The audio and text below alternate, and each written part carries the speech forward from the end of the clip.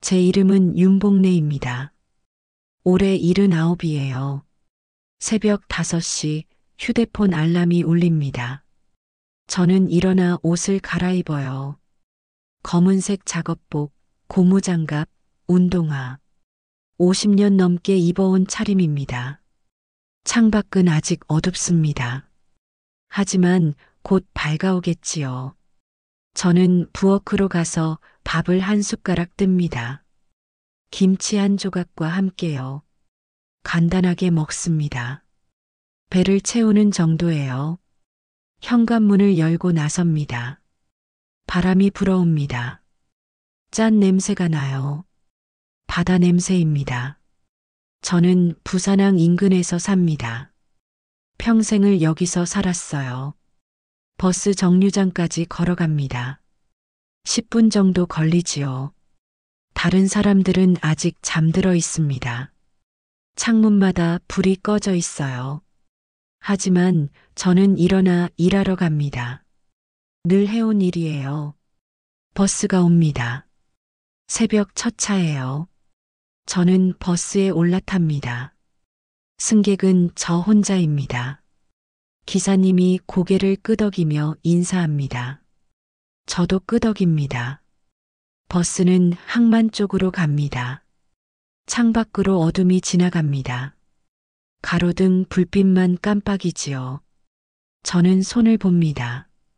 주름진 손이에요. 굳은 살이 박여 있습니다. 이 손으로 50년을 일했어요. 닦고 쓸고 정리했습니다. 힘든 일이었지요. 하지만 저는 이 일이 자랑스럽습니다. 정직한 노동이니까요. 버스가 항만에 도착합니다. 저는 내려서 청소 도구함이 있는 곳으로 갑니다. 컨테이너 사이에 작은 창고가 있어요. 그곳에 빗자루와 걸레가 있습니다. 저는 도구를 꺼내서 일을 시작합니다. 항만 바닥을 닦는 일이에요. 기름때, 먼지, 쓰레기를 치웁니다. 새벽이라 조용합니다. 아직 배들도 움직이지 않아요. 저는 천천히 일합니다. 서두르지 않습니다. 꼼꼼하게 하는 게 중요하거든요. 바닥이 깨끗해집니다. 반짝이지요. 저는 만족합니다. 해가 뜹니다. 수평선 너머로 붉은 빛이 올라옵니다. 저는 잠시 쉬며 바다를 봅니다. 파도 소리가 들려요. 규칙적으로 밀려왔다 빠져나갑니다. 이 소리를 50년 동안 들었습니다. 질리지 않아요. 바다는 늘 같으면서도 늘 다릅니다. 저는 다시 일을 시작합니다. 오전 8시가 되면 일이 끝납니다. 저는 도구를 정리하고 창고로 돌아갑니다. 작은 의자에 앉아 쉬어요. 가방에서 보온병을 꺼냅니다. 따뜻한 보리차예요. 한 모금 마십니다. 목이 적셔집니다. 저는 가방 안쪽 주머니를 엽니다. 거기에 노트 한 권이 들어 있어요. 낡은 노트입니다. 표지가 해졌고 모서리가 닳았지요. 저는 노트를 꺼내 무릎 위에 올려놓습니다. 이 노트는 남편 것이었습니다. 남편 윤만수, 고인이 된 지 3년이 됐어요. 남편은 선박 안전 장비 기술자였습니다. 배에 타는 사람들이 쓰는 장비를 만들고 고치는 일을 했지요. 헬멧, 구명조끼, 안전화. 그런 것들이었어요. 남편은 성실했습니다. 정직했고요. 복래야, 바다는 무섭지. 사람을 지키는 게 내 일이야. 남편이 자주 하던 말이었어요. 저는 남편을 사랑했습니다. 지금도 사랑하고요. 결혼한 지 55년이 됐을 때 남편이 떠났습니다. 폐암이었어요. 조선소에서 일하며 먼지를 많이 마셨거든요. 마지막 해는 병원에서 보냈습니다. 저는 매일 병원에 갔어요. 남편 손을 잡고 앉아 있었습니다. 남편은 말수가 줄었어요. 기운이 없었지요. 하지만 가끔 제 손을 꽉 쥐었습니다. 고마워, 복내야. 그 말만 했어요. 저는 대답하지 않았습니다. 울까봐요. 남편이 떠나기 일주일 전 이 노트를 저한테 줬습니다. 이거 간직해줘. 뭔데요? 내가 만들고 싶었던 거야. 방수 코팅 헬멧. 저는 노트를 받았습니다. 이게 완성되면 바다 사람들이 안전할 거야. 비 오는 날도, 파도 맞을 때도. 남편의 목소리는 약했지만 또렷했어요. 언젠가 누군가 이걸 만들어줄 거야. 그럴 거예요. 저는 노트를 품에 안았습니다. 일주일 후 남편이 눈을 감았습니다. 조용히, 아주 조용히요. 장례를 치르고 집에 돌아왔을 때 저는 노트를 펼쳐봤습니다. 안에는 설계도가 그려져 있었어요. 헬멧 모양, 코팅제 성분, 제작 방법. 남편의 글씨로 빽빽하게 적혀 있었습니다. 저는 이해하지 못했어요. 전문적인 내용이었거든요. 하지만 남편의 정성이 느껴졌습니다. 마지막 페이지에는 메모가 하나 있었어요. 복래에게 이건 내 꿈이었어. 지켜줘. 저는 울었습니다. 한참을 울었어요. 그 뒤로 저는 이 노트를 항상 가지고 다닙니다. 일하러 갈 때도 집에 있을 때도요. 가방 안쪽 주머니에 넣어두고 가끔 꺼내봅니다. 남편을 떠올리며요. 3년이 지났습니다. 저는 여전히 항만을 닦습니다. 79이지만 일할 수 있어요. 건강하거든요. 힘도 있고요. 물론 예전만큼은 아닙니다. 허리도 아프고 무릎도 시큰거리지요. 하지만 견딜만 합니다. 저는 이 일을 그만두고 싶지 않아요. 일하는 게 제 삶이거든요. 존재 이유예요. 노트를 보며 저는 생각합니다. 남편의 꿈을 어떻게 해야 할까요? 이 설계도를 누군가에게 보여줘야 할까요? 하지만 누구한테요? 저는 아는 사람이 없습니다. 그냥 이렇게 간직하는 게 맞을까요? 저는 잘 모르겠어요. 오늘도 저는 노트를 다시 가방에 넣습니다. 그리고 집으로 돌아갈 준비를 하지요. 버스를 타고 집에 옵니다. 작은 원룸입니다. 혼자 살기엔 충분해요. 저는 샤워를 하고 밥을 먹습니다. TV를 켜고 뉴스를 봅니다. 별 내용은 없지요. 저녁이 되면 일찍 잡니다. 새벽에 일어나야 하니까요. 이게 제 하루입니다. 단순하지요. 하지만 저는 불만이 없어요. 이 삶이 제 것이니까요. 어느 날 오후 문을 두드리는 소리가 들렸습니다. 저는 문을 열었어요. 밖에 젊은 여자가 서 있었습니다. 30대 중반쯤 돼 보였어요. 단정한 옷차림이었습니다. 안녕하세요, 이모 할머니. 여자가 환하게 웃었습니다. 저는 깜짝 놀랐어요. 세라야? 네, 세라예요. 오랜만이죠? 박세라, 제 조카였습니다. 세라는 제 남동생의 딸이에요. 하지만 오래 보지 못했습니다. 남동생이 일찍 돌아가셨거든요. 세라가 20살 때였어요. 그 뒤로 세라는 서울로 올라가 살았습니다. 연락도 뜸했고요. 10년 넘게 보지 못했는데 갑자기 찾아온 겁니다. 들어와. 저는 세라를 안으로 들였습니다. 세라가 작은 방을 둘러보았어요. 이모 할머니, 여기서 사세요? 좁네요. 혼자 살기엔 괜찮아. 그래도 좀 더 좋은 데서 사시지. 세라가 의자에 앉았습니다. 저는 차를 끓여내왔어요. 무슨 일로 왔니? 이모 할머니 보고 싶어서요. 세라가 웃었습니다. 하지만 뭔가 어색했어요. 그리고 좋은 소식이 있어서요. 무슨 소식? 이모 할머니 남편분, 윤만수 이모부님 기억하시죠? 당연하지. 이모부님이 선박 안전 장비 기술자셨잖아요.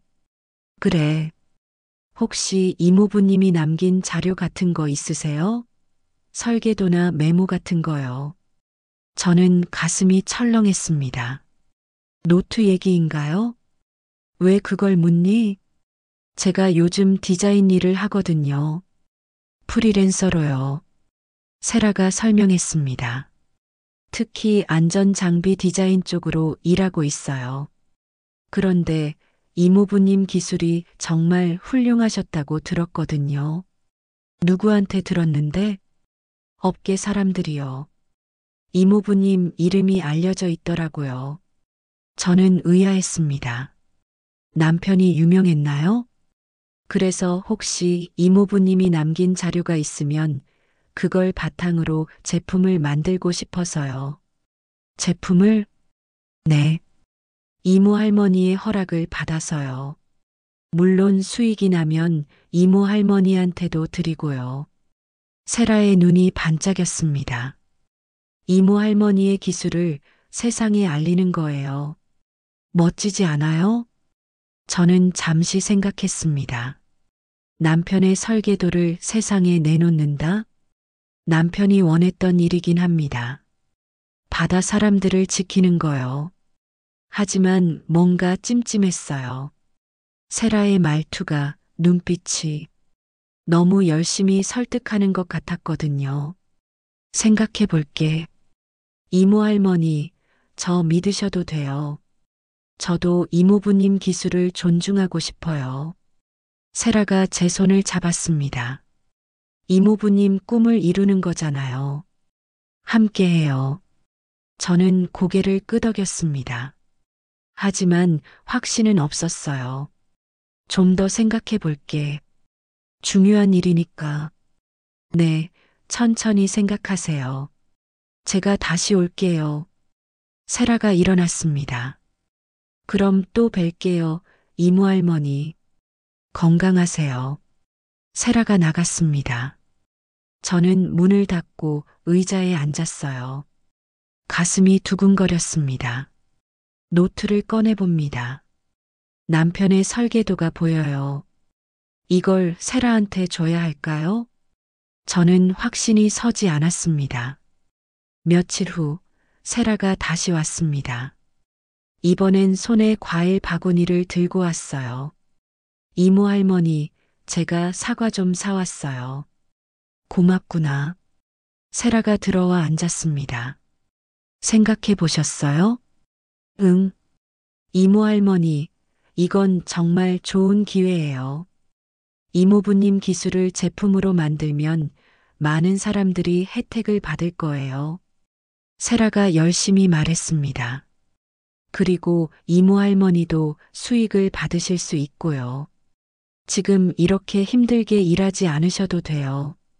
나는 일하는 게 좋아. 그래도 나이가 있으시잖아요. 쉬시는 게 좋지 않을까요? 세라가 웃었습니다. 혹시 자료 좀 보여주실 수 있어요? 제가 어떻게 활용할 수 있을지 검토해 볼게요. 저는 망설였습니다. 하지만 세라는 제 조카예요. 가족이지요. 믿어도 되지 않을까요? 잠깐만 기다려. 저는 방으로 가서 노트를 가져왔습니다. 세라에게 건넸어요. 세라가 노트를 받아 펼쳐봤습니다. 와, 이게 세라의 눈이 커졌습니다. 이모 할머니, 이거 대단한데요? 방수 코팅 헬멧이라니. 이거 상용화하면 정말 큰 돈이 될 것 같아요. 돈보다는 사람들이 안전하게 일하는 게 중요해. 물론이죠. 당연히 안전이 최우선이죠. 세라가 노트를 넘기며 봤습니다. 이모 할머니, 이거 제가 좀 가져가도 될까요? 전문가한테 보여주고 싶어요. 전문가? 네, 특허 변리사요. 이걸 제대로 보호하려면 특허를 받아야 하거든요. 특허? 네, 이모부님 기술을 법적으로 보호하는 거예요. 그래야 다른 사람들이 함부로 못 쓰죠. 저는 잘 모르는 얘기였어요. 그게 좋은 거야? 당연하죠. 꼭 필요해요. 세라가 노트를 가방에 넣었습니다. 제가 일주일 정도 가져가 있을게요. 검토하고 다시 가져올게요. 응. 저는 불안했습니다. 하지만 말리지 못했어요. 세라가 일어났습니다. 이모 할머니, 정말 감사해요. 이모부님 꿈을 꼭 이뤄드릴게요. 세라가 환하게 웃었습니다. 하지만 저는 그 웃음이 어딘가 이상하다고 느꼈어요. 너무 기쁜 것 같았거든요. 마치 큰 것을 얻은 사람처럼요. 세라가 나간 후 저는 한참을 앉아 있었습니다. 노트를 줘버렸어요. 남편의 유일한 유품을요. 잘한 걸까요? 저는 불안했습니다. 그날 밤 잠을 이루지 못했어요. 계속 생각했습니다. 세라의 눈빛이, 말투가 자꾸 떠올랐어요. 뭔가 이상했습니다. 너무 열심이었어요. 너무 간절했고요. 마치 노트를 빼앗으려는 것처럼 느껴졌습니다. 저는 다음 날 새벽에도 일하러 나갔습니다. 항만 바닥을 닦으며 생각했어요. 세라를 믿어도 될까요? 아니면 노트를 돌려달라고 해야 할까요? 저는 결정하지 못했습니다. 일주일이 지났습니다. 세라에게서 연락이 없었어요. 저는 휴대폰으로 세라에게 전화를 걸었습니다. 받지 않았어요. 다시 걸었습니다. 역시 받지 않았지요. 문자를 보냈습니다. 세라야, 노트 언제 돌려주니? 답장이 없었습니다. 저는 불안해졌어요. 혹시 세라가 노트를 가지고 사라진 건 아닐까요? 2주가 지났습니다. 여전히 연락이 없었어요.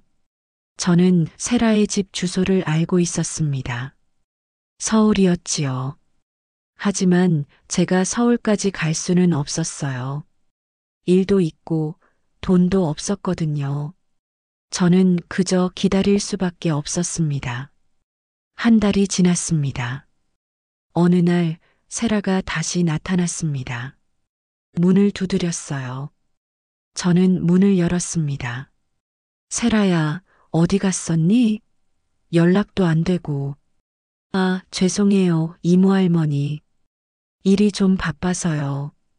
세라가 태연하게 웃었습니다. 노트는?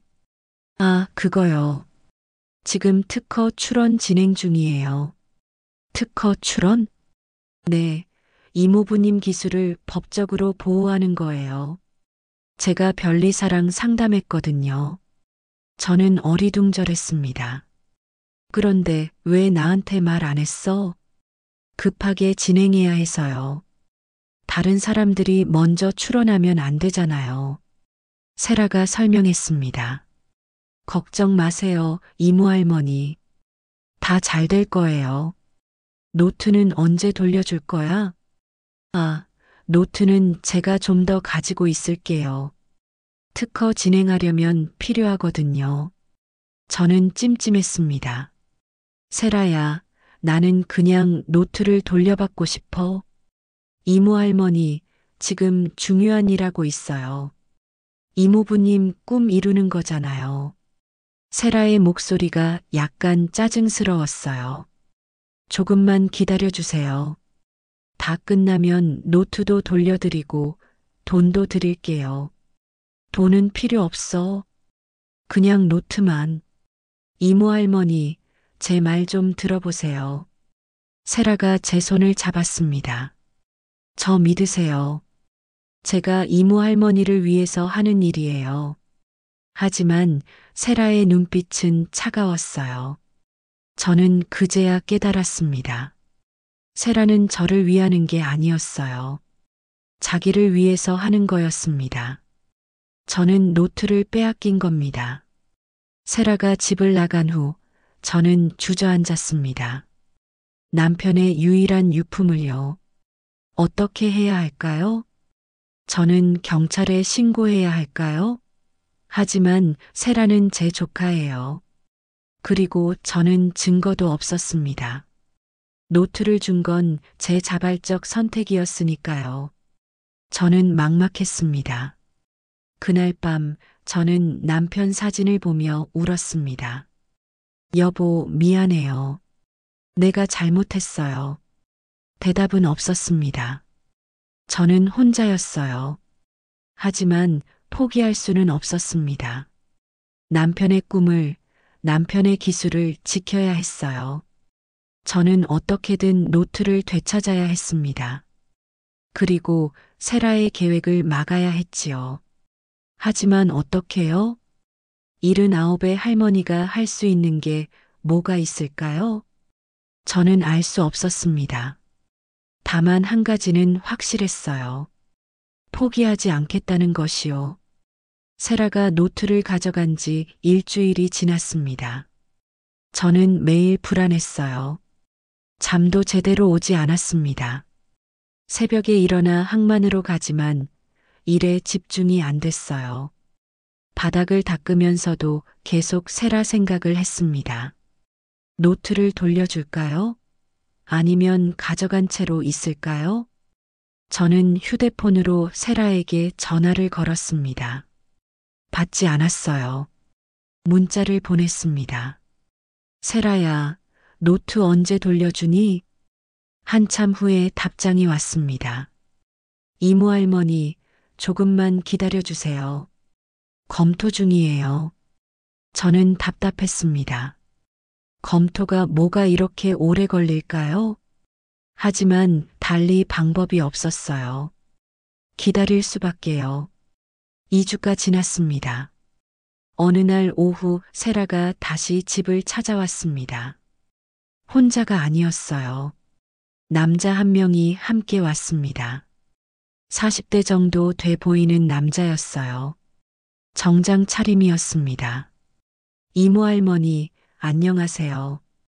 세라가 밝게 웃었습니다. 이분은 최규석 변리사님이에요. 특허 전문가시죠. 안녕하십니까? 윤복래님. 최규석이 명함을 내밀었습니다. 저는 명함을 받았어요. 글씨가 작아서 잘 안 보였습니다. 들어오세요. 저는 두 사람을 안으로 들였습니다. 좁은 방이 더 좁게 느껴졌어요. 이모 할머니, 좋은 소식이 있어요. 세라가 말했습니다. 이모부님 기술이 정말 훌륭하대요. 최 변리사님이 검토하셨는데 특허로 충분히 가치가 있다고 하셨어요. 그렇습니까? 네, 윤복래님. 남편분께서 정말 뛰어난 기술자셨습니다. 최규석이 가방에서 서류를 꺼냈습니다. 이게 특허 출원 서류입니다. 여기에 도장만 찍으시면 돼요. 도장이요? 네, 간단합니다. 특허권자로 등록되시는 겁니다. 최규석이 서류를 펼쳤습니다. 빽빽한 글씨가 적혀 있었어요. 저는 읽을 수가 없었습니다. 이게 뭔지 설명 좀 해주세요. 아, 네.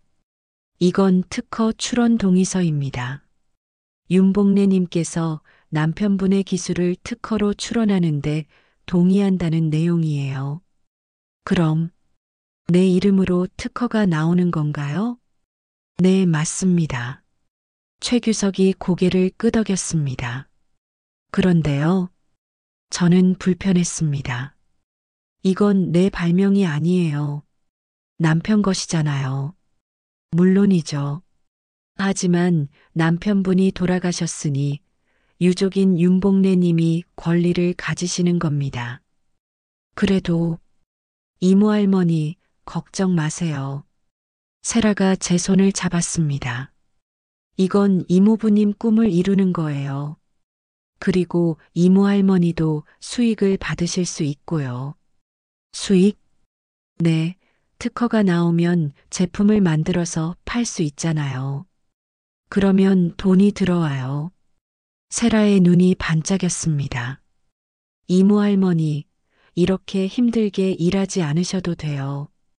편하게 사실 수 있어요. 저는 망설였습니다. 정말 그럴까요? 일단 도장부터 찍으시죠. 시간이 없어요. 다른 사람이 먼저 출원하면 안 되거든요. 최규석이 서류를 제 앞으로 밀었습니다. 여기, 여기, 그리고 여기 세 군데만 찍으시면 됩니다. 저는 도장을 꺼냈습니다. 손이 떨렸어요. 이래도 되는 걸까요? 이모 할머니, 빨리요. 세라가 재촉했습니다. 저는 도장을 찍었습니다. 첫 번째, 두 번째, 세 번째. 네, 됐습니다. 감사합니다. 최규석이 서류를 챙겼습니다.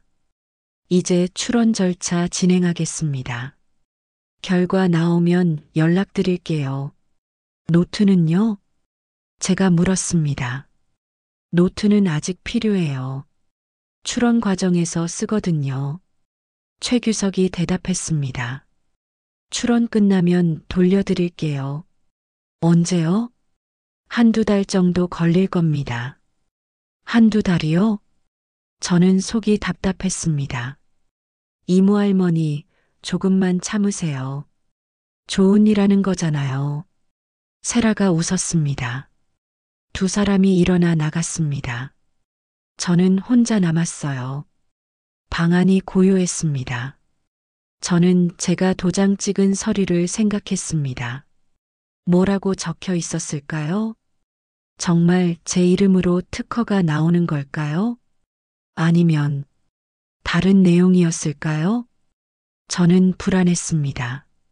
그날 밤 잠을 이룰 수 없었어요. 계속 세라와 최규석이 떠올랐습니다. 두 사람의 눈빛, 말투, 표정. 뭔가 이상했어요. 너무 급하게 서류에 도장을 찍게 했습니다. 제대로 읽어보지도 못하게 하고요. 저는 속았을까요? 다음 날 새벽 저는 일하러 갔습니다. 하지만 마음이 무거웠어요. 바닥을 닦으면서도 계속 생각했습니다. 노트를 돌려받아야 해요. 어떻게든요. 일을 마치고 창고로 돌아왔습니다. 작은 창고였어요. 청소 도구를 보관하는 곳이었습니다. 저는 의자에 앉아 쉬었습니다. 그런데 문득 생각이 났어요. 이 창고 구석에 남편 물건이 있지 않았나요? 남편이 돌아가시고 몇 가지 유품을 여기 두었었어요. 저는 일어나 구석으로 갔습니다.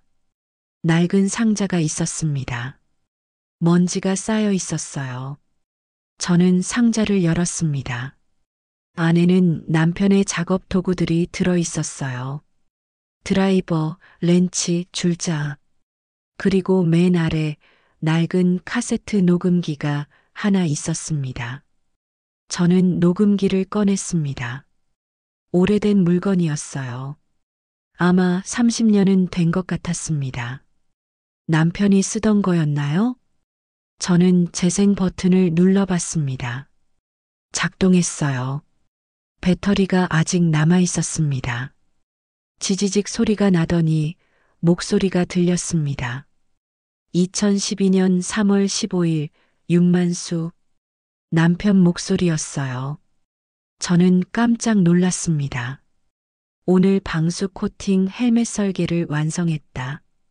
남편의 목소리는 또렷했습니다. 10년을 연구한 끝에 드디어 해냈다. 이 기술이 있으면 바다에서 일하는 사람들이 비 오는 날에도 안전할 것이다. 녹음이 계속됐습니다. 이 설계는 내 평생의 노력이다. 내 손으로 직접 그렸고 내 머리로 생각했다. 남편의 목소리가 진지했어요. 혹시라도 내가 세상을 떠나면 복례에게 이 노트를 맡긴다. 저는 눈물이 났습니다. 복례, 당신이 이 녹음을 듣고 있다면 나는 이미 없겠지. 남편이 말했습니다. 미안하오. 당신한테 짐을 남기는 것 같아서. 아니에요, 여보. 저는 중얼거렸습니다. 하지만 이것만은 부탁하오. 이 기술을 지켜줘. 내 이름으로, 내 노력으로 만든 거니까. 남편의 목소리가 떨렸습니다. 혹시라도 이 기술을 탐내는 자가 있으면 이 녹음을 증거로 쓰게. 증거? 여기에 내가 직접 설명하겠소. 방수 코팅제 배합 비율은 남편이 기술적인 내용을 설명했습니다. 저는 이해하지 못했어요. 하지만 중요하다는 건 알았습니다. 녹음은 10분 정도 계속됐습니다. 남편이 설계의 모든 부분을 상세히 설명했어요. 마지막에 남편이 말했습니다. 복례, 당신을 사랑하오. 50년 동안 고마웠소. 녹음이 끝났습니다. 저는 한참을 그대로 앉아 있었습니다. 눈물이 멈추지 않았어요. 남편이 이런 녹음을 남겨놨다니요. 남편은 알고 있었던 거예요. 누군가 이 기술을 탐낼 수 있다는 걸요. 그래서 증거를 남긴 겁니다. 저는 녹음기를 가슴에 안았습니다. 여보, 고마워요. 혼잣말이 나왔습니다. 덕분에 싸울 수 있을 것 같아요. 저는 일어났습니다. 이제 알았어요. 뭘 해야 하는지요. 세라와 최규석이 저를 속였다면 이 녹음이 증거가 될 겁니다. 남편의 목소리로, 남편의 말로 증명할 수 있어요. 저는 녹음기를 가방에 넣었습니다. 그리고 집으로 돌아왔습니다. 저는 휴대폰으로 세라에게 전화를 걸었습니다. 이번엔 받았어요. 여보세요, 이모 할머니. 세라야, 나야. 네, 무슨 일이세요? 노트 돌려받고 싶어. 이모 할머니, 아직은 안 돼요. 출원 진행 중이라니까요. 안 돼. 당장 돌려줘. 제 목소리가 단호했습니다. 세라가 잠시 침묵했어요. 왜 그러세요? 갑자기. 내가 도장 찍은 서류, 그게 뭐였어? 특허 출원 동의서라고 했잖아요. 정말? 다른 내용은 없었어? 무슨 말씀이세요? 세라의 목소리가 불안해졌습니다. 나는 이제 믿을 수 없어. 노트 돌려줘. 안 그러면 어쩔 건데요? 세라의 목소리가 차갑게 변했습니다. 경찰에 신고할 거야. 신고요? 뭐요? 이모 할머니가 직접 주신 거잖아요. 도장도 직접 찍으셨고요. 세라가 비웃었습니다. 증거도 없으면서 무슨 신고를 해요? 증거 있어. 제가 말했습니다.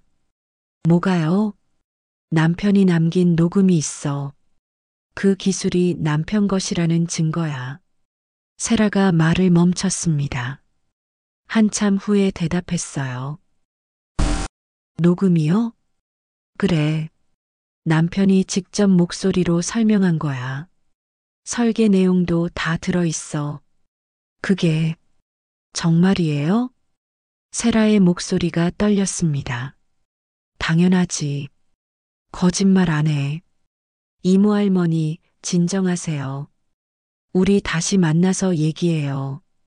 노트부터 돌려줘. 알겠어요. 돌려드릴게요. 그러니까 녹음은 아직 아무한테도 보여주지 마세요. 세라가 급하게 말했습니다. 왜? 그냥 우리끼리 해결하는 게 좋잖아요. 가족인데. 저는 코웃음 쳤습니다. 가족이라고 날 속이니? 속인 게 아니에요. 오해예요. 세라의 목소리가 높아졌습니다. 내일 만나요. 노트 가져갈게요. 그리고 제대로 설명해 드릴게요. 그래. 내일 보자. 저는 전화를 끊었습니다. 손이 떨렸어요. 하지만 무섭지 않았습니다. 이제 저한테 무기가 있었거든요. 남편의 목소리가요. 그날 밤 저는 녹음을 다시 들었습니다. 남편의 목소리가 위로가 됐어요. 복래, 당신을 사랑하오. 저는 눈물을 닦았습니다. 나도 사랑해요, 여보. 고맙소. 아니에요. 제가 더 고마워요. 저는 녹음기를 꼭 안았습니다. 남편이 옆에 있는 것 같았어요. 다음 날 세라가 왔습니다. 혼자였어요. 최규석은 없었습니다. 이모 할머니, 세라가 들어왔습니다. 표정이 굳어 있었어요. 노트 가져왔어? 아니요. 뭐? 아직 못 가져왔어요. 최 변리사님이 가지고 계시거든요. 그럼 지금 당장 가져와. 이모 할머니, 진정하세요. 세라가 앉았습니다. 우리 차분히 얘기해요. 뭘 얘기해? 노트 돌려줘. 그게 끝이야. 이모 할머니, 그 녹음 제가 좀 들어봐도 될까요? 세라가 조심스럽게 물었습니다. 왜? 확인 좀 하고 싶어서요. 정말 이모부님 목소리가 맞는지. 당연히 맞지. 그래도 한번 들어보고 싶어요. 저는 망설였습니다. 보여줘야 할까요? 아니면 숨겨야 할까요? 안 돼. 제가 말했습니다. 이건 내 증거야. 너한테 보여줄 필요 없어. 세라의 얼굴이 일그러졌습니다. 이모 할머니, 저 정말 이모 할머니 위해서 한 거예요. 거짓말하지 마. 거짓말 아니에요. 이모부님 기술을 세상에 알리려고. 그래서 내 이름 빼고 내 이름 넣으려고 했지? 제가 쏘아붙였습니다. 세라가 말문이 막혔어요. 나 늙었어도 바보는 아니야. 다 알아. 이모 할머니. 나가. 당장. 저는 문을 열었습니다. 노트 안 돌려주면 경찰에 신고할 거야. 그리고 이 녹음도 증거로 제출하고. 세라가 일어났습니다.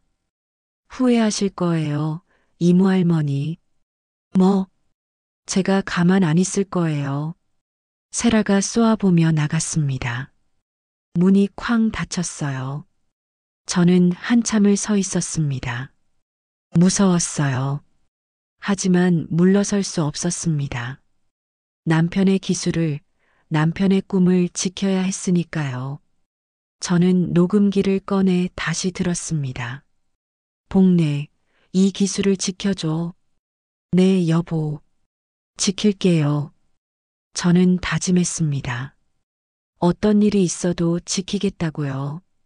세라가 노트를 가져간 지 일주일이 지났습니다. 저는 매일 불안했어요. 잠도 제대로 오지 않았습니다. 새벽에 일어나 항만으로 가지만 일에 집중이 안 됐어요. 바닥을 닦으면서도 계속 세라 생각을 했습니다. 노트를 돌려줄까요? 아니면 가져간 채로 있을까요? 저는 휴대폰으로 세라에게 전화를 걸었습니다. 받지 않았어요. 문자를 보냈습니다. 세라야, 노트 언제 돌려주니? 한참 후에 답장이 왔습니다. 이모 할머니, 조금만 기다려주세요. 검토 중이에요. 저는 답답했습니다. 검토가 뭐가 이렇게 오래 걸릴까요? 하지만 달리 방법이 없었어요. 기다릴 수밖에요. 2주가 지났습니다. 어느 날 오후 세라가 다시 집을 찾아왔습니다. 혼자가 아니었어요. 남자 한 명이 함께 왔습니다. 40대 정도 돼 보이는 남자였어요. 정장 차림이었습니다. 이모 할머니, 안녕하세요. 세라가 밝게 웃었습니다. 이분은 최규석 변리사님이에요. 특허 전문가시죠. 안녕하십니까? 윤봉래님. 최규석이 명함을 내밀었습니다. 저는 명함을 받았어요. 글씨가 작아서 잘 안 보였습니다. 들어오세요. 저는 두 사람을 안으로 들였습니다. 좁은 방이 더 좁게 느껴졌어요. 이모 할머니, 좋은 소식이 있어요. 세라가 말했습니다. 이모부님 기술이 정말 훌륭하대요. 최 변리사님이 검토하셨는데 특허로 충분히 가치가 있다고 하셨어요. 그렇습니까? 네, 윤봉래님. 남편분께서 정말 뛰어난 기술자셨습니다. 최규석이 가방에서 서류를 꺼냈습니다. 이게 특허 출원 서류입니다. 여기에 도장만 찍으시면 돼요. 도장이요? 네, 간단합니다. 특허권자로 등록되시는 겁니다. 최규석이 서류를 펼쳤습니다. 빽빽한 글씨가 적혀 있었어요. 저는 읽을 수가 없었습니다. 이게 뭔지 설명 좀 해주세요. 아, 네. 이건 특허 출원 동의서입니다. 윤봉래님께서 남편분의 기술을 특허로 출원하는데 동의한다는 내용이에요. 그럼 내 이름으로 특허가 나오는 건가요? 네, 맞습니다. 최규석이 고개를 끄덕였습니다. 그런데요. 저는 불편했습니다. 이건 내 발명이 아니에요. 남편 것이잖아요. 물론이죠. 하지만 남편분이 돌아가셨으니 유족인 윤봉래님이 권리를 가지시는 겁니다. 그래도 이모 할머니 걱정 마세요. 세라가 제 손을 잡았습니다. 이건 이모부님 꿈을 이루는 거예요. 그리고 이모 할머니도 수익을 받으실 수 있고요. 수익? 네, 특허가 나오면 제품을 만들어서 팔 수 있잖아요. 그러면 돈이 들어와요. 세라의 눈이 반짝였습니다. 이모 할머니, 이렇게 힘들게 일하지 않으셔도 돼요. 편하게 사실 수 있어요. 저는 망설였습니다. 정말 그럴까요? 일단 도장부터 찍으시죠. 시간이 없어요. 다른 사람이 먼저 출원하면 안 되거든요. 최규석이 서류를 제 앞으로 밀었습니다. 여기, 그리고 여기 세 군데만 찍으시면 됩니다. 저는 도장을 꺼냈습니다. 손이 떨렸어요. 이래도 되는 걸까요? 이모 할머니, 빨리요. 세라가 재촉했습니다. 저는 도장을 찍었습니다. 첫 번째, 두 번째, 세 번째. 네, 됐습니다. 감사합니다. 최규석이 서류를 챙겼습니다. 이제 출원 절차 진행하겠습니다. 결과 나오면 연락드릴게요. 노트는요? 제가 물었습니다. 노트는 아직 필요해요. 출원 과정에서 쓰거든요. 최규석이 대답했습니다. 출원 끝나면 돌려드릴게요. 언제요? 한두 달 정도 걸릴 겁니다. 한두 달이요? 저는 속이 답답했습니다. 이모 할머니, 조금만 참으세요. 좋은 일 하는 거잖아요. 세라가 웃었습니다. 두 사람이 일어나 나갔습니다. 저는 혼자 남았어요. 방 안이 고요했습니다. 저는 제가 도장 찍은 서류를 생각했습니다. 뭐라고 적혀 있었을까요? 정말 제 이름으로 특허가 나오는 걸까요? 아니면 다른 내용이었을까요? 저는 불안했습니다. 그날 밤 잠을 이룰 수 없었어요. 계속 세라와 최규석이 떠올랐습니다. 두 사람의 눈빛, 말투, 표정. 뭔가 이상했어요. 너무 급하게 서류에 도장을 찍게 했습니다. 제대로 읽어보지도 못하게 하고요. 저는 속았을까요? 다음 날 새벽 저는 일하러 갔습니다. 하지만 마음이 무거웠어요. 바닥을 닦으면서도 계속 생각했습니다. 노트를 돌려받아야 해요. 어떻게든요. 일을 마치고 창고로 돌아왔습니다. 작은 창고였어요. 청소 도구를 보관하는 곳이었습니다. 저는 의자에 앉아 쉬었습니다. 그런데 문득 생각이 났어요. 이 창고 구석에 남편 물건이 있지 않았나요? 남편이 돌아가시고 몇 가지 유품을 여기 두었었어요. 저는 일어나 구석으로 갔습니다. 낡은 상자가 있었습니다. 먼지가 쌓여 있었어요. 저는 상자를 열었습니다. 안에는 남편의 작업 도구들이 들어 있었어요. 드라이버, 렌치, 줄자. 그리고 맨 아래 낡은 카세트 녹음기가 하나 있었습니다. 저는 녹음기를 꺼냈습니다. 오래된 물건이었어요. 아마 30년은 된 것 같았습니다. 남편이 쓰던 거였나요? 저는 재생 버튼을 눌러봤습니다. 작동했어요. 배터리가 아직 남아 있었습니다. 지지직 소리가 나더니 목소리가 들렸습니다. 2012년 3월 15일 윤만수 남편 목소리였어요. 저는 깜짝 놀랐습니다. 오늘 방수 코팅 헬멧 설계를 완성했다. 남편의 목소리는 또렷했습니다. 10년을 연구한 끝에 드디어 해냈다. 이 기술이 있으면 바다에서 일하는 사람들이 비 오는 날에도 안전할 것이다. 녹음이 계속됐습니다. 이 설계는 내 평생의 노력이다.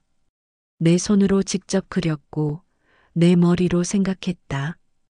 남편의 목소리가 진지했어요. 혹시라도 내가 세상을 떠나면 복래에게 이 노트를 맡긴다. 저는 눈물이 났습니다. 복래, 당신이 이 녹음을 듣고 있다면 나는 이미 없겠지. 남편이 말했습니다. 미안하오. 당신한테 짐을 남기는 것 같아서. 아니에요, 여보. 저는 중얼거렸습니다. 하지만 이것만은 부탁하오. 이 기술을 지켜줘. 내 이름으로, 내 노력으로 만든 거니까. 남편의 목소리가 떨렸습니다. 혹시라도 이 기술을 탐내는 자가 있으면 이 녹음을 증거로 쓰게. 증거? 여기에 내가 직접 설명하겠소. 방수 코팅제 배합 비율은 남편이 기술적인 내용을 설명했습니다. 저는 이해하지 못했어요. 하지만 중요하다는 건 알았습니다. 녹음은 10분 정도 계속됐습니다. 남편이 설계의 모든 부분을 상세히 설명했어요. 마지막에 남편이 말했습니다. 복래, 당신을 사랑하오. 50년 동안 고마웠소. 녹음이 끝났습니다. 저는 한참을 그대로 앉아 있었습니다. 눈물이 멈추지 않았어요. 남편이 이런 녹음을 남겨놨다니요. 남편은 알고 있었던 거예요. 누군가 이 기술을 탐낼 수 있다는 걸요.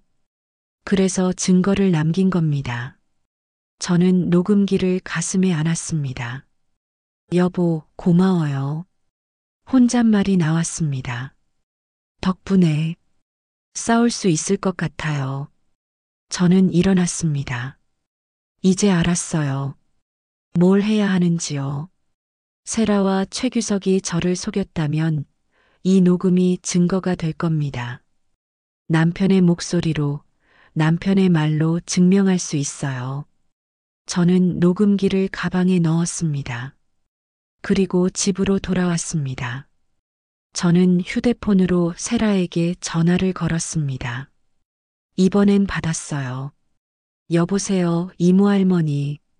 세라야, 나야. 네, 무슨 일이세요? 노트 돌려받고 싶어. 이모 할머니, 아직은 안 돼요. 출원 진행 중이라니까요. 안 돼. 당장 돌려줘. 제 목소리가 단호했습니다. 세라가 잠시 침묵했어요. 왜 그러세요? 갑자기. 내가 도장 찍은 서류, 그게 뭐였어? 특허 출원 동의서라고 했잖아요. 정말 다른 내용은 없었어? 무슨 말씀이세요? 세라의 목소리가 불안해졌습니다. 나는 이제 믿을 수 없어. 노트 돌려줘. 안 그러면 어쩔 건데요? 세라의 목소리가 차갑게 변했습니다. 경찰에 신고할 거야. 신고요? 뭐요? 이모 할머니가 직접 주신 거잖아요. 도장도 직접 찍으셨고요. 세라가 비웃었습니다. 증거도 없으면서 무슨 신고를 해요? 증거 있어. 제가 말했습니다. 뭐가요? 남편이 남긴 녹음이 있어. 그 기술이 남편 것이라는 증거야. 세라가 말을 멈췄습니다. 한참 후에 대답했어요. 녹음이요? 그래. 남편이 직접 목소리로 설명한 거야. 설계 내용도 다 들어있어. 그게 정말이에요? 세라의 목소리가 떨렸습니다. 당연하지. 거짓말 안 해. 이모 할머니, 진정하세요. 우리 다시 만나서 얘기해요. 노트부터 돌려줘. 알겠어요. 돌려드릴게요. 그러니까 녹음은 아직 아무한테도 보여주지 마세요. 세라가 급하게 말했습니다. 왜? 그냥 우리끼리 해결하는 게 좋잖아요. 가족인데. 저는 코웃음 쳤습니다. 가족이라고 날 속이니? 속인 게 아니에요. 오해예요. 세라의 목소리가 높아졌습니다. 내일 만나요. 노트 가져갈게요. 그리고 제대로 설명해 드릴게요. 그래. 내일 보자. 저는 전화를 끊었습니다. 손이 떨렸어요. 하지만 무섭지 않았습니다. 이제 저한테 무기가 있었거든요. 남편의 목소리가요. 그날 밤 저는 녹음을 다시 들었습니다.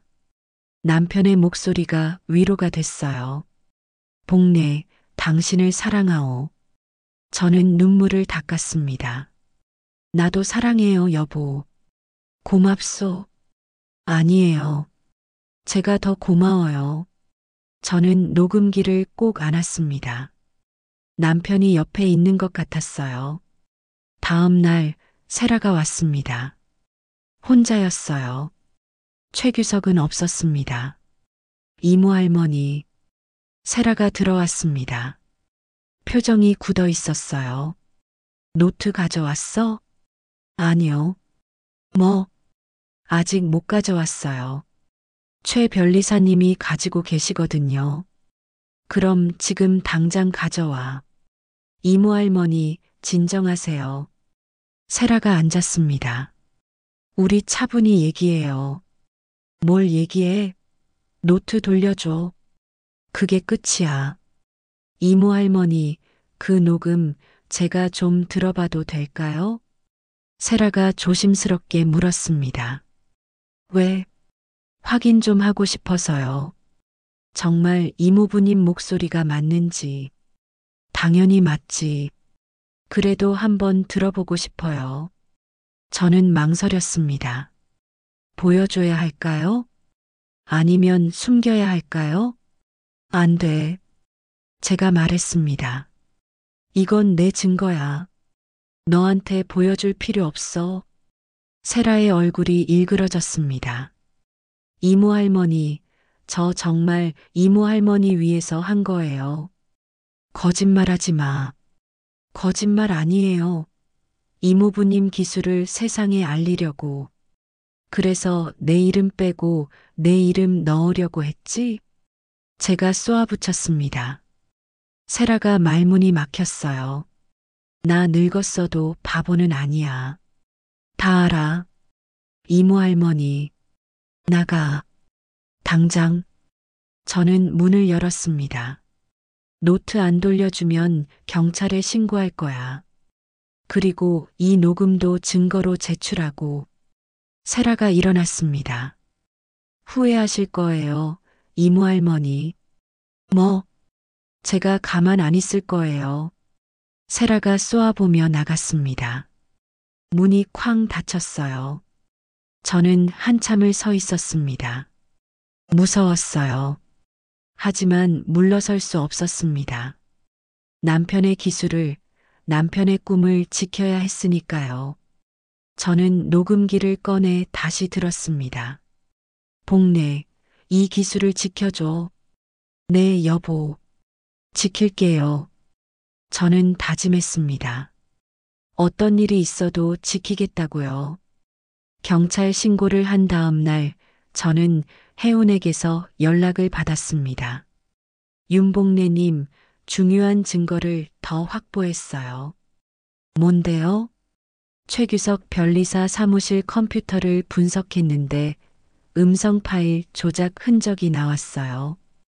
혜운의 목소리가 흥분되어 있었어요.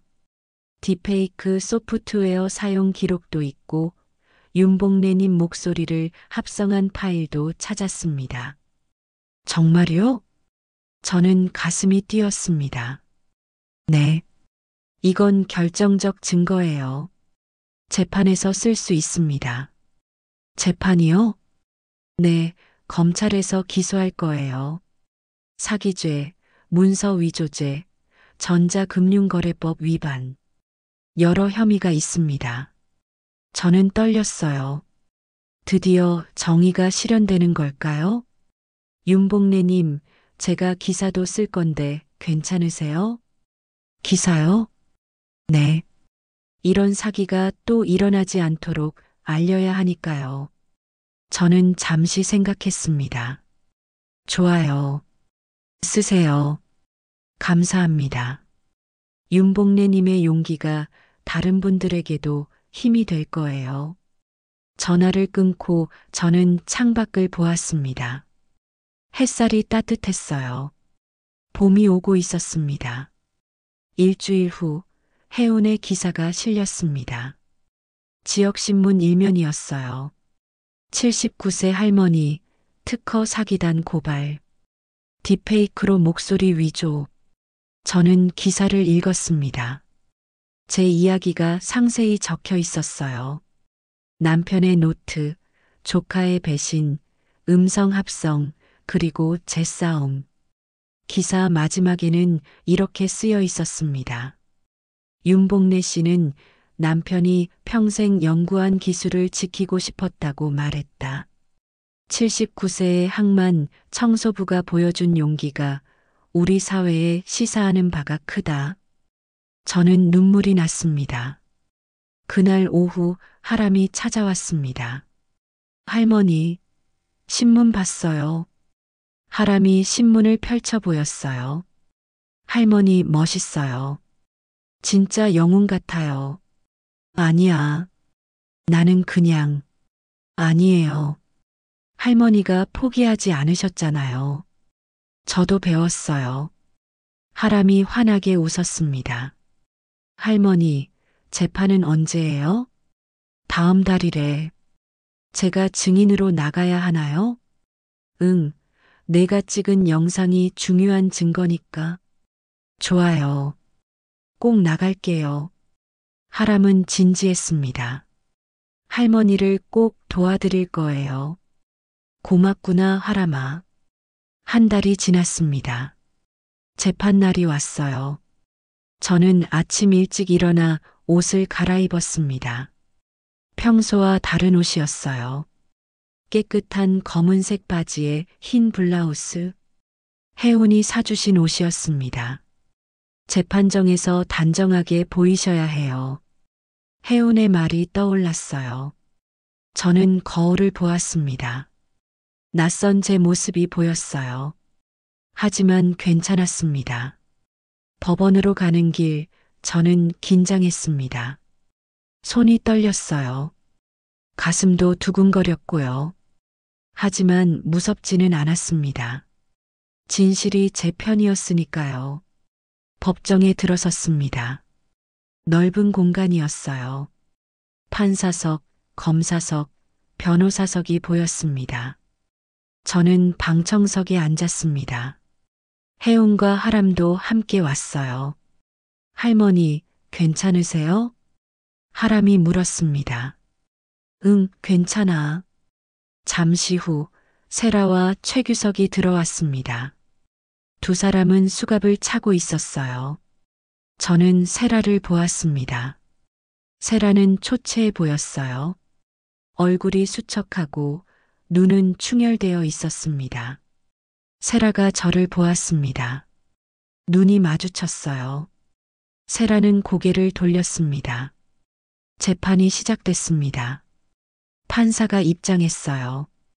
피고인 박세라, 최규석의 사기 및 문서 위조 사건을 심리하겠습니다. 판사의 목소리가 울렸습니다. 검사가 일어났어요.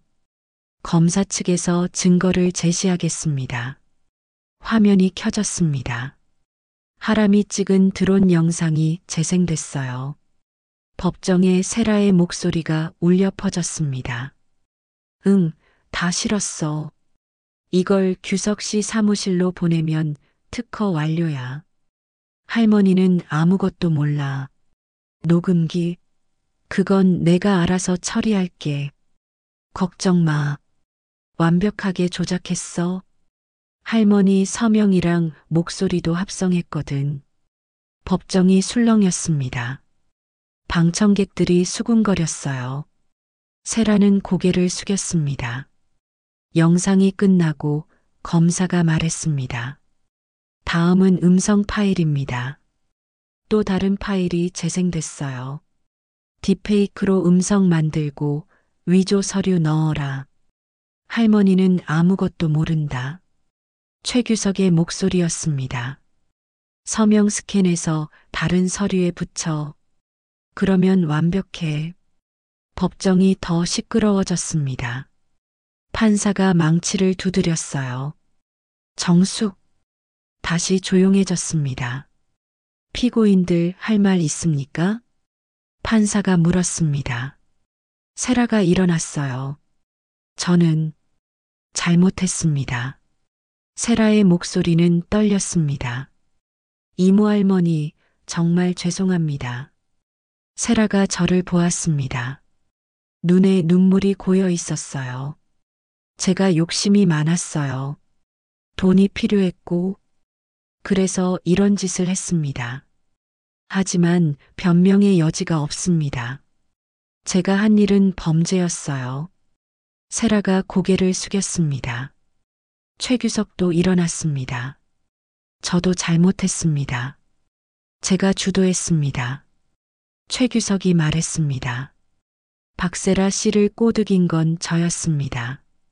디지털 조작도 제가 했고요. 벌을 받겠습니다. 두 사람은 다시 앉았습니다. 검사가 말했습니다. 피해자 윤봉래 씨의 진술을 듣겠습니다. 제 이름이 불렸어요. 저는 일어나 증인석으로 갔습니다. 다리가 떨렸어요. 하지만 걸었습니다.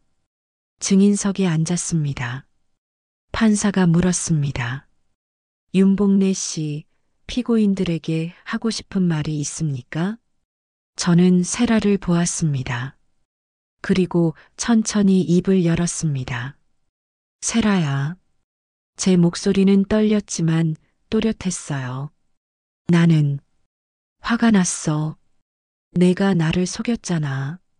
가족인데 말이야. 세라가 울기 시작했습니다. 하지만 더 슬픈 건 내가 남편의 꿈을 짓밟았다는 거야. 저는 말을 이었습니다. 남편은 평생을 바다 사람들을 위해 일했어. 그 기술은 돈이 아니었어. 사람을 살리는 거였지. 그런데 너는 그걸 돈으로만 봤어. 저는 눈물을 참았습니다. 나는 너를 용서하고 싶어. 가족이니까. 하지만 쉽지 않아. 세라가 소리내어 울었습니다. 이모 할머니, 죄송해요. 정말 죄송해요. 저는 최규석을 보았습니다. 당신도 마찬가지예요. 노인을 속여서 돈 벌려고 했죠. 부끄럽지 않나요? 최규석은 대답하지 못했습니다. 저는 판사를 보았습니다. 저는 벌을 원합니다. 하지만 복수는 아니에요. 다시는 이런 일이 일어나지 않게 하고 싶어요. 노인들이 속지 않도록 법이 지켜주었으면 해요. 판사가 고개를 끄덕였습니다. 좋은 말씀입니다. 윤복래 씨의 용기에 감사드립니다. 저는 자리로 돌아왔습니다. 다음은 하람의 차례였어요.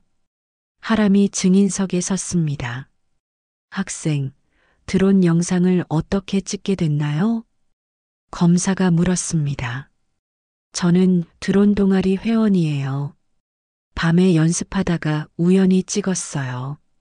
하람이 대답했습니다.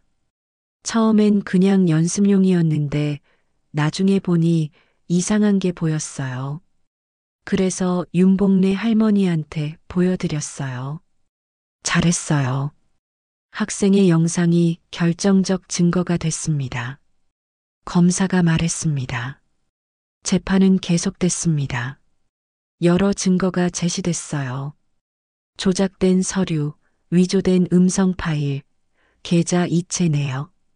모든 게 명확했습니다. 세라와 최규석이 저를 속였다는 것이요. 몇 시간 후 판사가 선고했습니다. 피고인 박세라 사기 및 문서 위조죄로 징역 2년을 선고한다.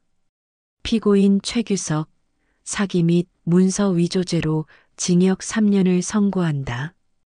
그리고 피해자 윤복래 씨에게 배상금 1천만 원을 지급하라. 망치가 내려쳤습니다. 재판이 끝났어요. 저는 자리에 앉아 있었습니다. 끝났구나. 드디어 끝났어요. 세라와 최규석이 법정을 나갔습니다. 세라가 마지막으로 저를 보았어요. 눈물 범벅인 얼굴이었습니다. 저도 눈물이 났어요. 하지만 이게 맞는 일이었습니다. 법정을 나왔을 때 혜운과 하람이 기다리고 있었어요. 할머니, 이기셨어요. 하람이 환하게 웃었습니다.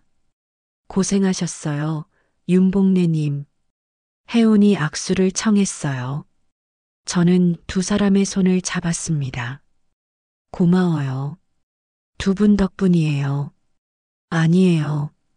윤복래님이 포기하지 않으셨기 때문이에요. 혜운이 말했습니다. 저희는 법원을 나왔습니다. 밖은 화창했어요. 햇살이 눈부셨습니다. 할머니, 이제 어떻게 하실 거예요? 하람이 물었습니다. 글쎄, 아직 모르겠어. 저는 웃었습니다. 하지만 일단 노트부터 돌려받아야지. 노트는 경찰이 증거로 보관하고 있어요. 재판 끝났으니 돌려받으실 수 있을 거예요. 혜운이 설명했습니다. 다행이네요. 그날 오후 저는 경찰서에 갔습니다. 노트를 돌려받았어요. 오랜만에 보는 노트였습니다. 낡고 해졌지만 여전히 소중했어요. 저는 노트를 가슴에 안았습니다. 여보, 돌려받았어요.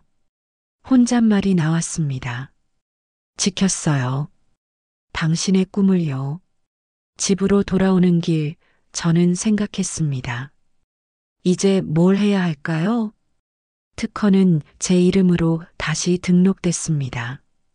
배상금도 받게 됐고요. 하지만 이게 끝은 아니었어요. 남편의 꿈을 이루는 게 남았습니다. 방수 헬멧을 실제로 만드는 거요. 하지만 저는 어떻게 해야 할지 몰랐습니다. 며칠 후 혜운에게서 연락이 왔습니다. 윤복래님, 좋은 소식이 있어요. 뭔데요?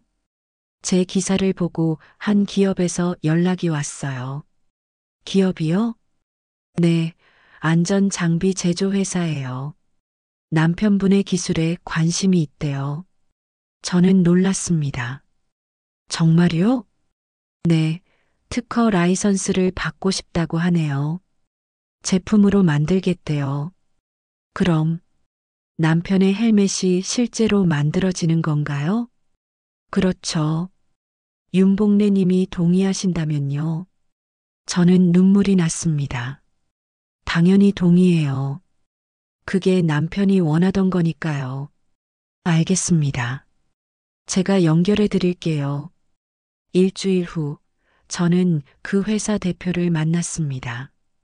젊은 사람이었어요. 40대 정도 됐을까요? 윤복래님 뵙게 되어 영광입니다. 대표가 악수를 청했습니다. 남편분의 기술이 정말 훌륭합니다. 꼭 제품으로 만들고 싶어요. 그래 주시면 감사하죠. 저는 웃었습니다. 라이선스 비용은 어떻게 하실 건가요?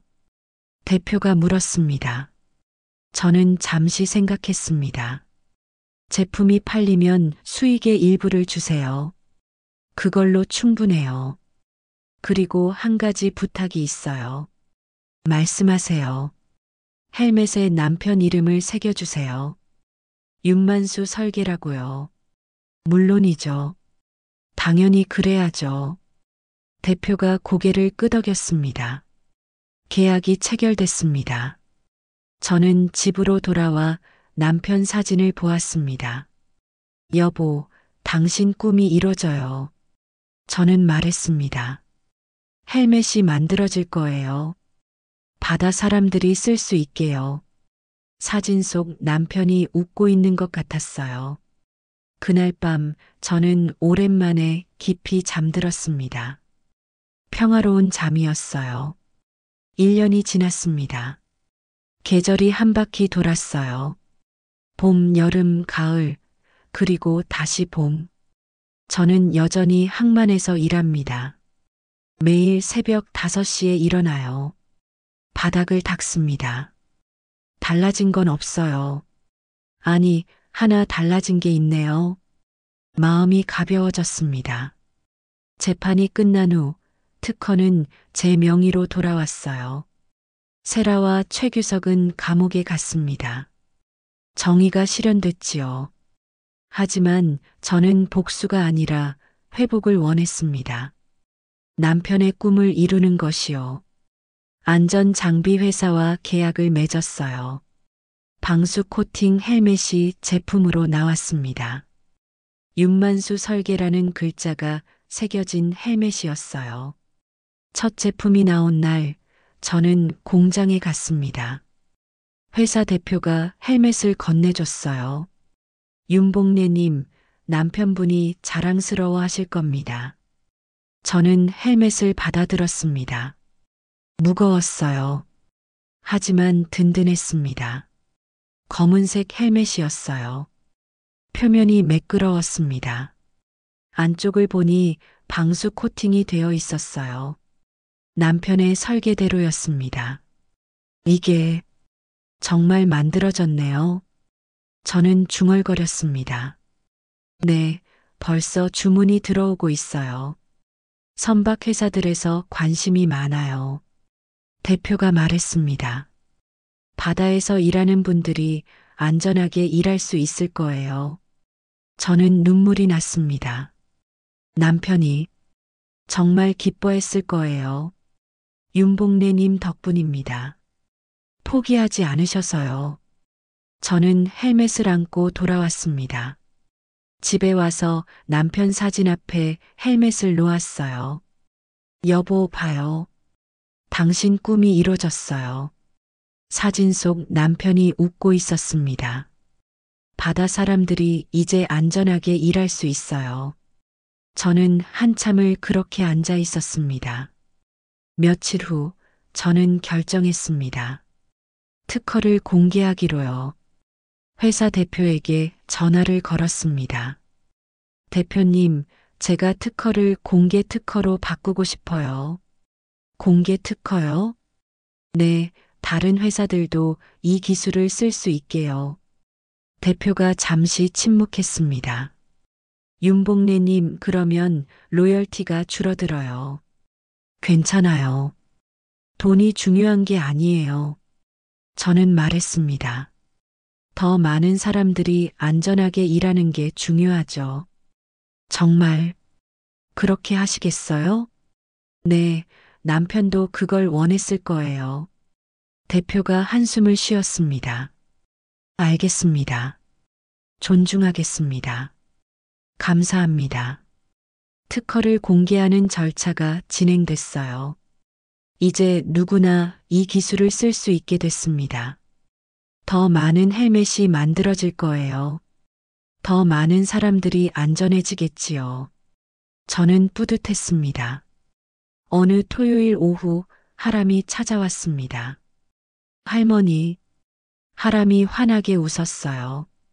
하람아, 잘 지냈니? 네. 할머니, 이거 봐요.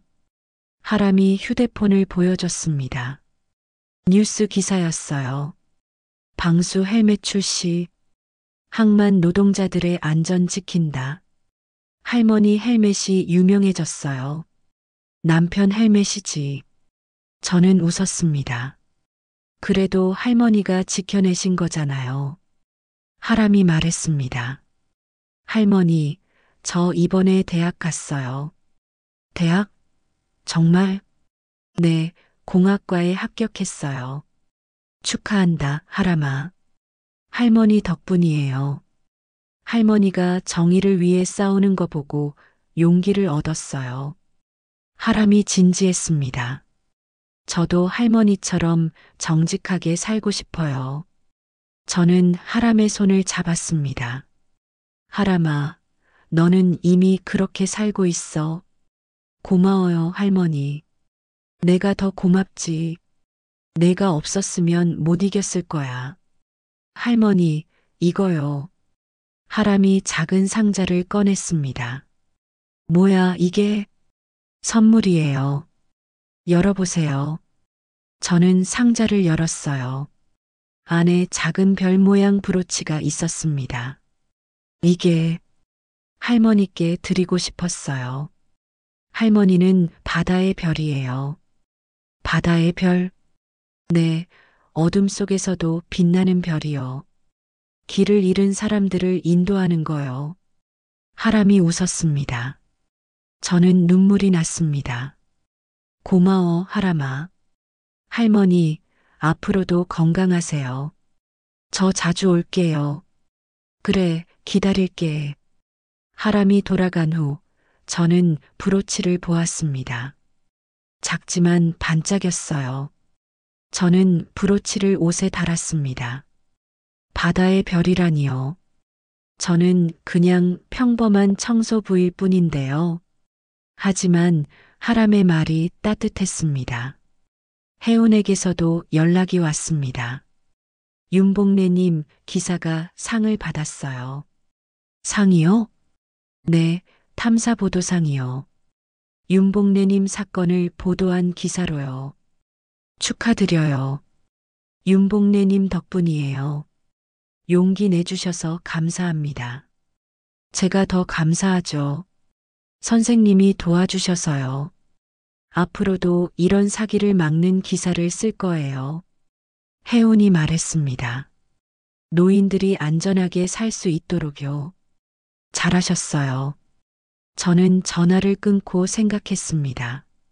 제 싸움이 다른 사람들에게도 도움이 됐네요. 뿌듯했습니다. 시간이 흘렀습니다.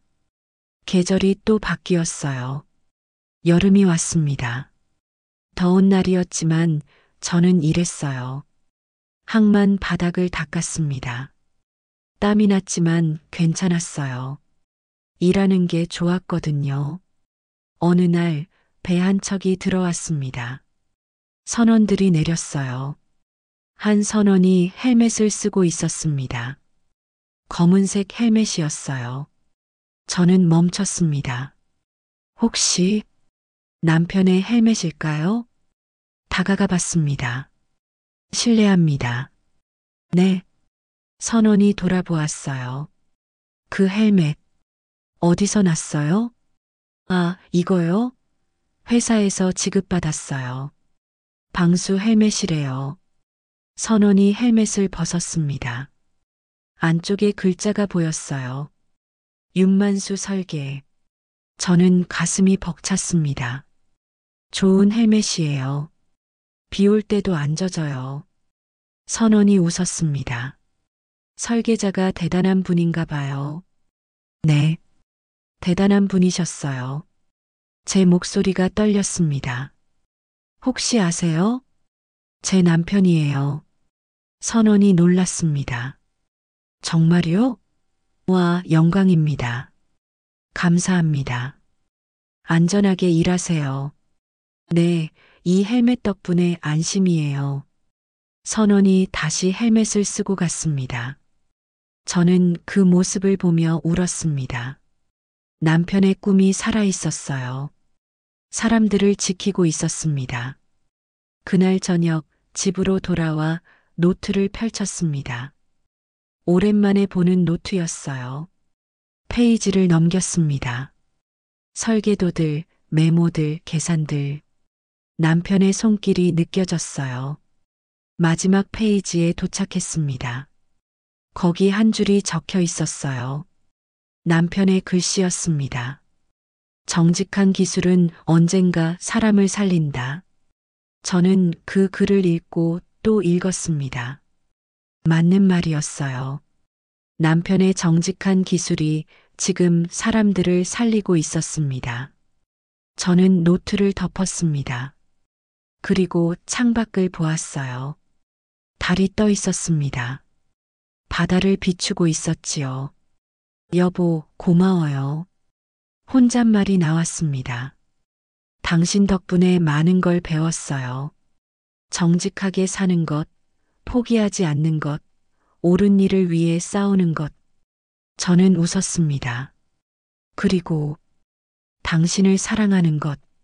다음 날 새벽 저는 다시 항만으로 갔습니다. 평소처럼요. 5시에 일어나 옷을 갈아입고 버스를 탔습니다. 항만에 도착해 청소 도구를 꺼냈어요. 바닥을 닦기 시작했습니다. 기름때를 닦고 먼지를 쓸고 물로 헹궜습니다. 해가 떠올랐어요. 수평선 너머로 붉은 빛이 퍼졌습니다. 파도 소리가 들렸어요. 저는 잠시 쉬며 바다를 보았습니다. 바닥이 깨끗해졌어요. 반짝였습니다. 저는 생각했습니다. 반짝이는 건 바닥이 아니야. 혼잣말이 나왔어요. 정직한 손의 기록이지. 50년 넘게 이 일을 했습니다. 힘들었지만 자랑스러웠어요. 정직하게 일했으니까요. 그리고 이제 남편의 기술도 세상에 나왔습니다. 정직하게 연구한 기술이었지요. 저는 걸레를 들고 다시 일을 시작했습니다. 할머니, 뒤에서 목소리가 들렸어요. 돌아보니 하람이었습니다. 하람아, 이 시간에 왜? 할머니 보고 싶어서요. 대학 방학이거든요. 하람이 웃었습니다. 도와드릴게요. 아니야, 괜찮아. 아니에요. 제가 하고 싶어요. 하람이 빗자루를 들었습니다. 저희는 함께 일했어요. 말없이 조용히. 하지만 따뜻했습니다. 일을 마치고 저희는 나란히 앉았습니다. 바다를 보며요. 할머니, 저 졸업하면 엔지니어 될 거예요. 그래, 좋은 꿈이구나. 네, 할머니 남편분처럼 사람을 지키는 기술을 만들고 싶어요. 저는 하람의 어깨를 토닥였습니다. 잘할 거야. 너는 착한 아이니까. 할머니, 저 약속할게요. 뭘?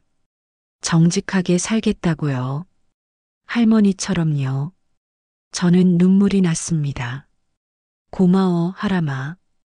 할머니가 저한테 길을 보여주셨어요. 하람이 말했습니다. 이 바다처럼 넓고 정직한 길을요. 저희는 한참을 바다를 보았습니다. 햇살이 물결 위에서 반짝였어요. 아름다웠습니다. 저는 생각했습니다.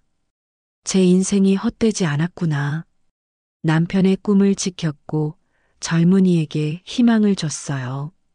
이제 저는 평화로웠습니다. 그날 밤 저는 노트를 다시 펼쳤습니다. 남편의 마지막 글을 읽었어요. 정직한 기술은 언젠가 사람을 살린다. 맞아요, 여보. 당신 말이 맞았어요. 그리고 한 줄을 더 적었습니다. 제 글씨로요. 정직한 삶도 언젠가 누군가를 살린다. 노트를 덮고 저는 잠들었습니다. 편안한 잠이었어요. 다음 날도 그 다음 날도 저는 일했습니다. 항만 바닥을 닦았어요. 여전히 힘들었지만 행복했습니다. 가끔 선원들이 남편의 헬멧을 쓰고 지나갔어요. 그때마다 저는 미소 지었습니다. 남편이 살아있는 것 같았거든요. 기술로, 꿈으로 사람들 속에서요. 시간이 더 흘렀습니다. 저는 80이 됐어요. 나이가 들었지만 여전히 일합니다. 하람은 대학을 졸업했어요. 엔지니어가 됐습니다. 안전장비를 연구하는 회사에 취직했지요. 가끔 찾아와 이야기해 줍니다. 새로운 기술, 새로운 꿈들을요. 저는 듣는 게 좋아요. 젊은이의 꿈은 희망이니까요. 어느 봄날 저는 항만에서 일하고 있었습니다. 새벽이었어요. 하늘이 밝아오고 있었습니다. 저는 바닥을 닦으며 노래를 불렀어요. 옛날 노래였습니다. 남편이 좋아하던 노래요. 당신은 나의 봄날. 목소리가 떨렸지만 계속 불렀습니다. 바람이 불었어요. 짠 냄새가 났습니다. 바다 냄새였지요. 저는 일을 멈추고 바다를 보았습니다. 파도가 밀려왔다 갔다 했어요. 끝없이 반복해서요. 저도 그랬습니다. 50년 넘게 같은 일을 했지요. 하지만 후회하지 않아요. 정직하게 살았으니까요. 해가 완전히 떠올랐습니다. 황금빛이 바다를 물들였어요. 저는 걸레를 들고 다시 일을 시작했습니다. 반짝이는 바닥을 만들며 생각했습니다. 정직한 손의 기록. 그게 제 인생이었어요. 그리고 그걸로 충분했습니다. 바람이 다시 불었습니다. 따뜻한 바람이었어요. 봄바람이었습니다. 새로운 시작의 바람이지요. 저는 웃었습니다. 그리고 계속 일했습니다. 오늘도 내일도 모레도요. 정직하게, 성실하게. 그게 제가 사는 방법이니까요. 그게 남편이 가르쳐 준 거니까요. 그게 사랑이니까요.